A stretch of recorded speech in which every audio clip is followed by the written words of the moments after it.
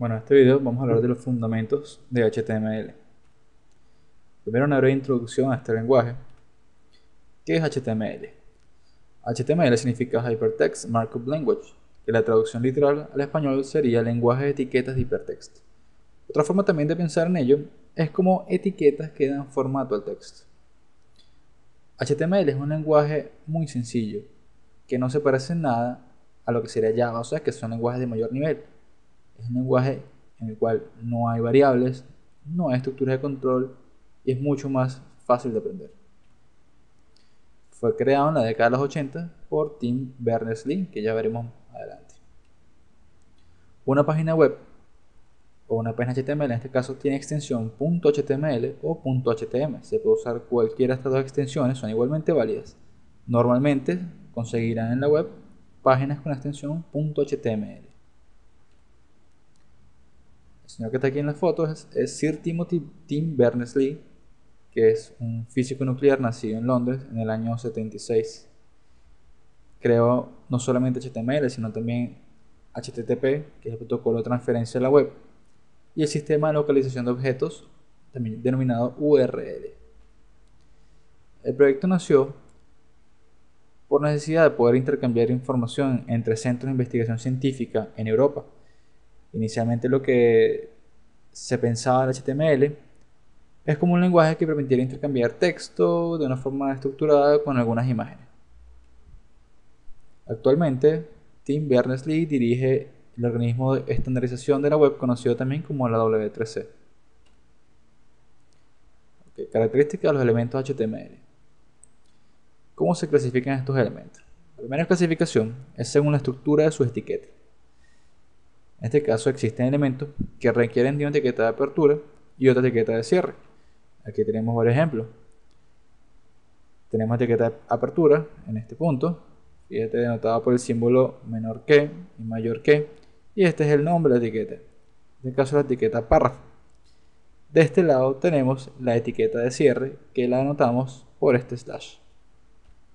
El siguiente ejemplo, esto que está aquí, todo esto se denomina esto es un link. Esto que está acá es la etiqueta de apertura completa, y aquí tenemos la etiqueta de cierre con su respectivo slash. Un tercer ejemplo, tenemos el elemento HTML que denota títulos. Fíjate que la etiqueta de apertura está acá, la etiqueta de cierre es muy similar, solo tiene un slash extra. Existen otros elementos que solo requieren de etiqueta de apertura, como es el caso de breakline y horizontal row. Estos dos elementos no requieren explícitamente de otra etiqueta que los cierre, sino que la misma etiqueta de apertura denota que se cierra a sí misma. Otra forma también de clasificarlo es según su grado de independencia dentro del esquema visual de la página web. Existen elementos de línea que no tienen independencia visual, sino que siguen el flujo natural de la estructura de la página. Fijémonos en el siguiente código fuente. Si tengo este párrafo y le inserto este código HTML, como este elemento es el elemento anchor o usado también para hacer links, como este elemento es un elemento de línea, se va a ver como si estuviera dentro del párrafo siguiendo el flujo natural de las palabras. Eso va a tener más sentido cuando veamos los elementos de bloque y sus diferencias. Como ya comentamos, los elementos de bloque se comportan como una estructura independiente del flujo normal de los elementos de una página web.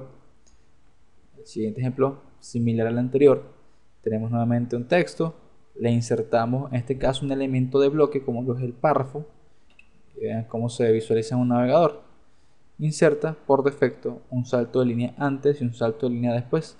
Fíjese que rompe con el flujo natural del texto, a diferencia del elemento de línea que vimos antes que seguía el flujo normal del párrafo. Ok, aquí tenemos un elemento HTML que ya hemos visto antes, un link. Vamos a describir cada una de sus partes. Tenemos, como vimos antes, la etiqueta de apertura, la etiqueta de cierre. En la etiqueta de apertura se pueden definir cuántos atributos soporte ese elemento. En este caso, el elemento anchor soporta el atributo href. Todo atributo debe tener un valor asignado. y este valor debe ir siempre encerrado entre comillas dobles, como está aquí anotado.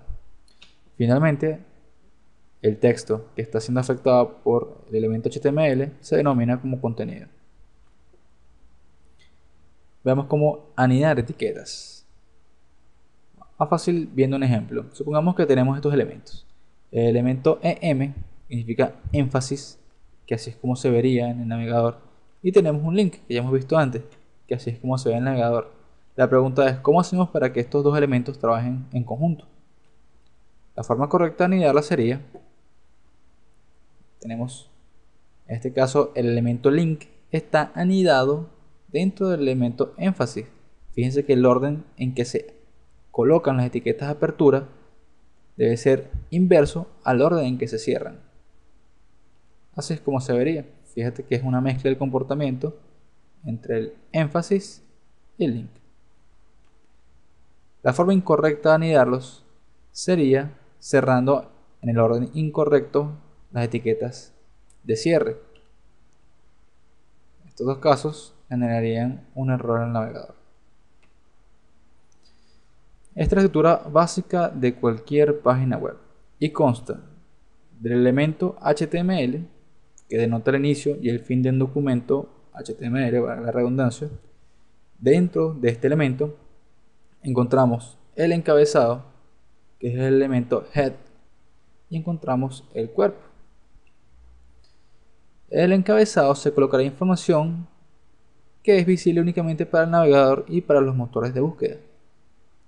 Por el contrario, en el cuerpo va a estar el 99% del código de la página web, y es lo que el usuario final va a poder ver, escuchar, manipular. Dentro de estas etiquetas de apertura y cierre vamos a colocar todo nuestro código, que es lo que el usuario va a poder ver finalmente en su navegador. Aquí cabe resaltar que este es el mecanismo para establecer comentarios dentro del código. Todo aquello que se escriba dentro de este símbolo de apertura, este símbolo de cierre, no va a ser interpretado por el navegador, es simplemente una referencia para el programador. Con eso entonces finalizamos la introducción teórica de HTML y en el siguiente video veremos cómo crear nuestra primera página web.